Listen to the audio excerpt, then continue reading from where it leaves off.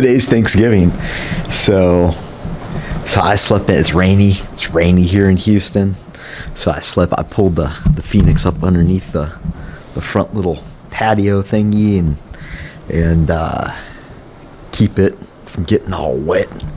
Got to keep it preserved. It's already made it 40 years, but we got the old Volvo wagon to work on today. I'm getting most of the stuff in for this guy, so I'm pretty happy about that. Our evap kit has been shipped. The condenser kit's been shipped. I got the hose kit. I pretty much have everything for the air conditioner, so that was way quicker than what I thought it would be. I called the dude up and we went through the whole thing. I was honestly a bit annoyed because I talked to the old boy for like an hour, going through, picking this, that, whatever. And he's like, it's going to be about 16 weeks. I was like, heart attack, like 16? Who the? But then he was like, well, just check around. So companies like Summit and Jegs or whoever that they distribute to order in advance. So they're making them and filling them. So I ordered everything off, I think Summit, and it was like a 2-week wait. Not too terribly bad. But yeah, it's just been a tough year. It's been a tough year. This year's been tough just to stay in business, guys. So anyway, yeah, we're grateful. Just grateful for my friends and my family and you guys that support this and keep this thing going. It's kind of a crazy.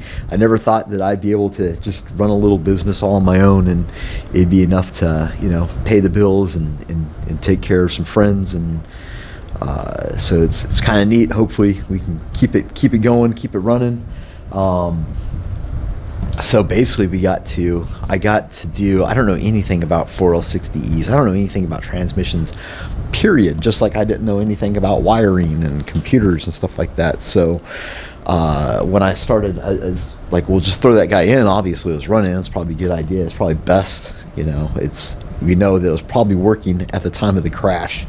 So I go on, I got to change out the sills. The sills are just shot, like this guy here is just, and I don't know, I think this is a sill of the sill. So there's a sill inside here. It doesn't seem that bad, but we got this guy and there's a bushing that needs to be replaced in here. Then I went on and looked for the gasket. Of course, I was looking for a nice cork gasket, and that was what was pictured, but they sent me rubber piece of shit gasket. But when I was looking at those, they had filters and all these solenoids that go in this guy, and I guess these solenoids sometimes go bad, so we got all that, and the front seal as well, so got to do all that to transmission. This guy just needs to have the oil pickup put inside it, the bottom piece torqued down, and she'll be ready pretty much to go. So those are the things on the agenda. The agenda I might not feel like getting covered in transmission fluid, and I might deviate, who knows, but that's what we got going on today, guys, to get this thing up on the road. I'm super excited. This guy is going to be so much fun. I just love driving the Phoenix. Everywhere I go, it's like it's just too much fun, and everybody gets a kick out of it. I think the Wagon's going to be even better. Just it's going to be good.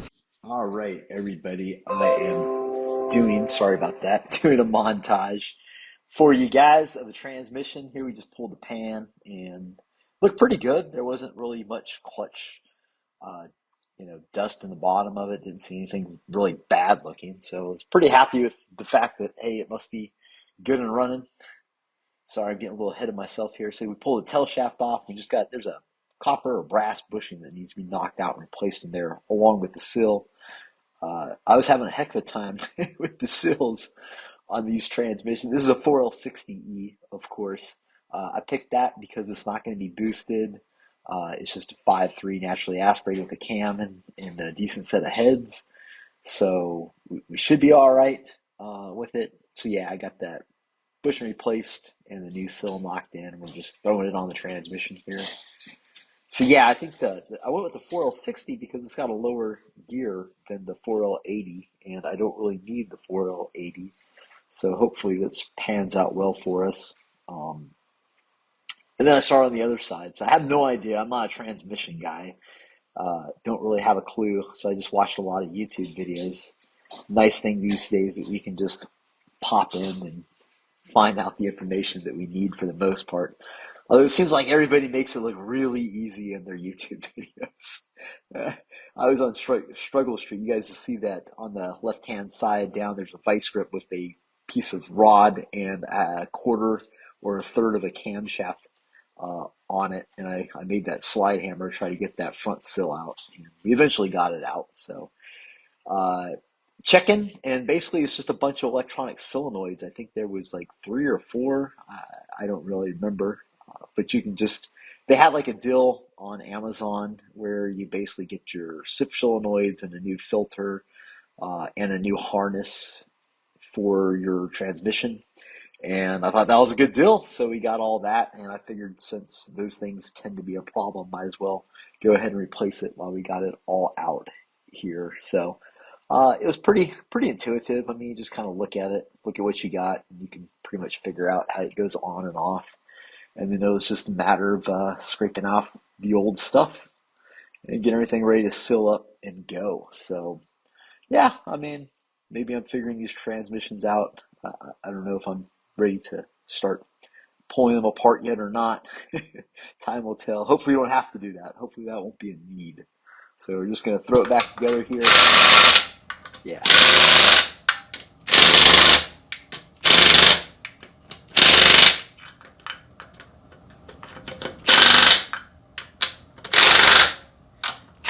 I know it sounds like super...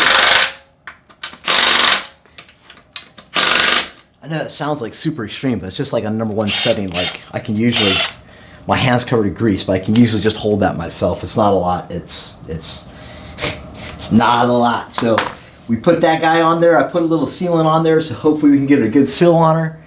It's likely not to happen, but we're gonna give it a try. And I'm just gonna let this thing sit, let that RTV set up, and our transmission is it's done. It really wasn't that bad. Except getting the sills out, which is a pain in the dick. Teach me to go buy an actual good sill puller. But here we are, we're done, and ready to get back. And now we can, I gotta get the engine together. We gotta get the oil tube and all that good stuff in the engine, so I'll probably work on that next.